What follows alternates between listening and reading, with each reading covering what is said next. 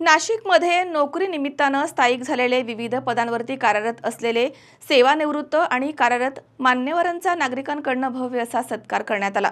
वीर जवान नानाजी पांडुरंग शिंदे तसेच स्थलसेनेमध्ये काम केलेले आणि सध्या पोलीस डिपार्टमेंटमध्ये कार्यरत असणारे पोलीस निरीक्षक सुरेश बुवाजी अहिरे तसेच मुख्याध्यापक म्हणून निवृत्त झालेले सुभाष रूपचंद कापडनीस तसेच पोलीस शिपाई कपिल केशव देवरे आणि पोलीस शिपाई निलेश अहिरे आदींचा सन्मान या प्रसंगी करण्यात आला। आपल्या परिसरातील ताजी अपडेट बघायची आहे ना, तर मग आजच C24 तास या आपल्या YouTube चॅनलला लाईक करा, शेअर करा, सबस्क्राईब करा आणि बेल आयकॉनवरती क्लिक करायला तर अजिबात विसरू नका।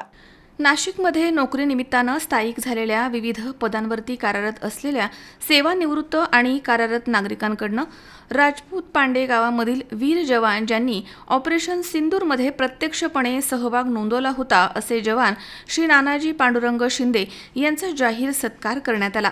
त्यासोबतच ज्यांनी अनेक वर्ष स्थलसेनेमध्ये काम केलं आणि नंतर पोलीस डिपार्टमेंटमध्ये नोकरी करत आहेत असे नुकतेच पदोन्नती मिळालेले सुरेश बुवाजी अहिरे यांना सहाय्यक पोलीस निरीक्षक पदावरती पदोन्नती मिळाली आहे।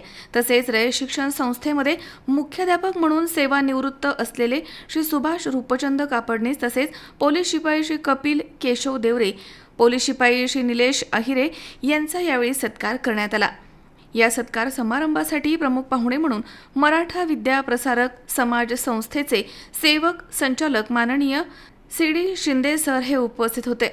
कार्यक्रमाच्या अध्यक्षस्थानी KTHM कॉलेजचे सेवानिवृत्त उपप्राचार्य प्राध्यापक अहिरे हे उपस्थित होते।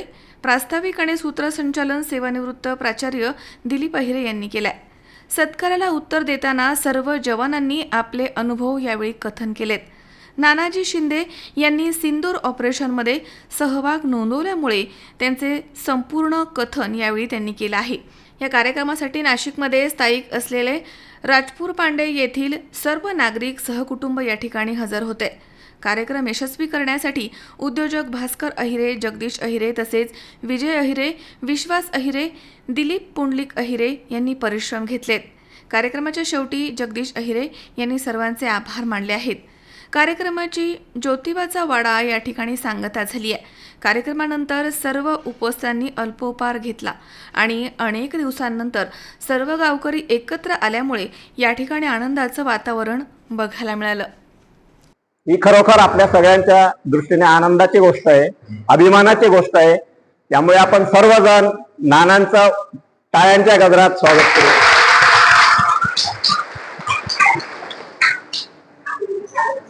खूप दिवसापासून आमची अपेक्षा होती की राजपूर पांडे गावातील नाशिकमध्ये राहणारे जे काही रहिवासी आहेत या सगळ्यांना एकत्र आणायचं आणि एक भव्य दिव्य असा कार्यक्रम करायचा। कारण राजपूर पांडे गावातून आपण नाशिकला आलो, परंतु आज तुम्ही जेव्हा भेटले असाल तेव्हा बऱ्याच एकमेकाच्या पहिल्यांदा ओळखी झाल्या असतील।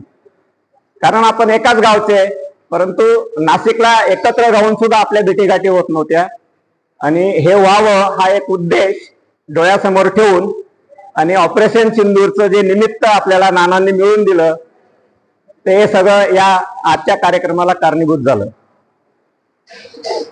आपल्याला माहितच आहे की ज्या आई वडिलांचा मुलगा सैन्यामध्ये असतो, युद्ध सुरू असतं आणि दररोज बातम्या येत असतात, अमुक ठिकाणी एवढे सैनिक गेले, अमुक ठिकाणी तेवढे गेले, आणि त्या घरच्या मंडळीची काय अवस्था होत असेल हे आपण विचार पण करू शकत नाही। शौर्य गाजवलं। नाना असेल, नानाने सिंदूर ऑपरेशन मध्ये काम केलं।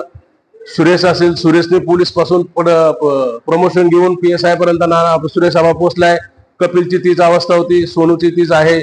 आणि सुभाष दादांचं काम आश्रम शाळेमध्ये एक आदर्श शिक्षक कसा असावा। आणि तुम्हाला सांगतो, आपल्याला सगळ्यांना माहिती आहे की पांडे गाव जरी छोटं असलं तरी याच्यात सगळ्या प्रकारमध्ये काम करणारे जेवढे काही मंडळी ज्या ज्या क्षेत्रामध्ये असेल ती उत्कृष्ट काम करणारी मंडळी म्हणून आज नाशिक जिल्ह्यामध्ये सगळ्यांचं नावलौकिक आहे। आणि म्हणून या सगळ्यांना एकत्र आणून आपण सगळे एकत्र आलो, त्याबद्दल मी सगळ्यांचे आभार मानतो। सिन्नरला एक रिटायरमेंटचाच कार्यक्रम आहे 9 वाजता, तो मी त्यामुळे अण्णांना मला परवानगी पाहिलं। आणि आता जे हे ऑपरेशन सिंदूर बद्दल तुम्ही सगळ्यांनी, काकांनी सांगितलं, अण्णांनी सांगितलं आणि TV मीडियावर सगळ्यांनी ऐकलं।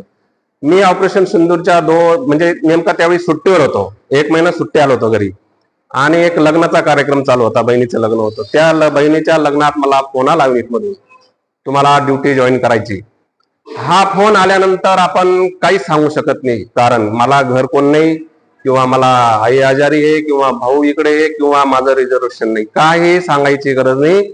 एक फोन अटेंड करायचा आणि आपली 2 तासानंतर ट्रेन पकडायची. त्या फोनचा मेसेज तेवढाच असतो आणि तेवढाच टाइम दिलेला असतो. ते मी लग्न सोडलं, माझी पूर्ण फॅमिली त्या लग्नात होती आणि त्यांनी हे मी नाही विचारलं तू कसा जाणार, कुठं जाणार. त्यांनी फक्त मला ठीक आहे सोडून दिलं आणि मी ट्रेनमध्ये बसलो आणि ऑपरेशन सिंदूरला मी जवळजवळ पोहोचलो. देहरादूनला माझी युनिट आहे, मेन हेडक्वार्टर. तर देहरादून पासून 15,000 किलोमीटर मी पूंछ राजौरीमध्ये गेलो होतो माझ्या पूर्ण ट्रूप्सनुसार, गन आणि गाडी घेऊन.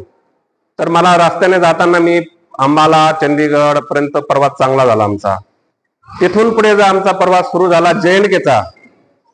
आमची गन बोफोर्स आहे, सगळ्यात मोठी गन आहे इंडियन आर्मीची. ही बोफोर्स गन येत आहे हे सुद्धा पाकिस्तानला कळालं. आम्ही जसं जम्मू मध्ये पोहोचल्यानंतर आमच्यावर पूर्ण पाकिस्तान वरून एक अटॅक झाला मोठा, पहाटे 4 वाजता. तर तो अटॅक मध्ये आम्ही जवळजवळ 100 ते 150 गाड्या आमच्या होत्या. त्या गाड्या घेऊन जात असताना सुखरूप तो पूर्ण प्रवास पार केला. 2 तास फायर चालू होता, 2 तासानंतर थोडं दिवस उजाडलं. किरण आहेर, C24 तास, नाशिक.